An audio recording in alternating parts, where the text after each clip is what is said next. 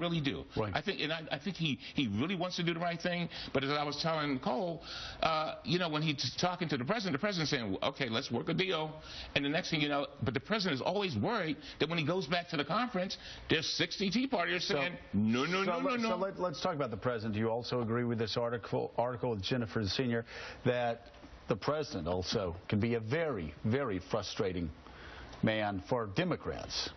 I think the president, when we... By the way, every Democrat off the record said yes. He drives us crazy. So you can tell us that on the record. They do it on television? They do it on television. They didn't do it on television. Your objection is overruled, Counselor. Answer the question. No, first of all, I think the president tries very hard to accomplish things, but I can tell you, sitting on the committee I sit on as ranking member of oversight, yeah.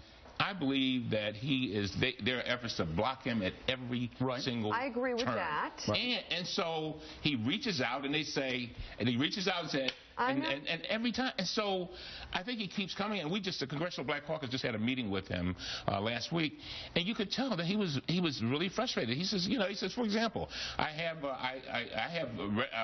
appointments, recess appointments, unbelievable, and 250 years they were constitutional. Right. Suddenly, when I become president, they're no longer constitutional. Poor Dre, don't even start me. So we see it over and over again, and so I don't think the Democrats are upset with the president because they know that he's trying, and they see it every day, the blocking that is done. Let me offer an alternate reality. I mean, this is the president, by the way, on the recent who lost the case in court, so he overreached. This is a president who has routinely suspended bills, chosen which laws he wants to enforce or not. We saw it just a couple weeks ago on Obamacare itself. That doesn't breed a lot of trust on our side. Now, I think she had some bigger deals than people recognize. You know, debt ceiling deal, that's $2.2 trillion. That's done. The deficit's half of what it was 2 years ago when this Republican Congress came in. We actually have something we should be very proud of there.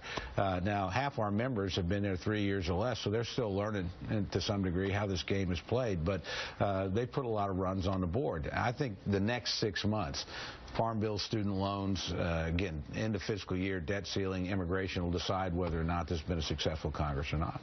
Okay. I won't even ask you if those members that have been there 3 years or less are frustrating to you. Actually, it's usually guys like me that have been here longer that are frustrating to me. It's kind of like, you don't have any excuse. Why are you behaving this way?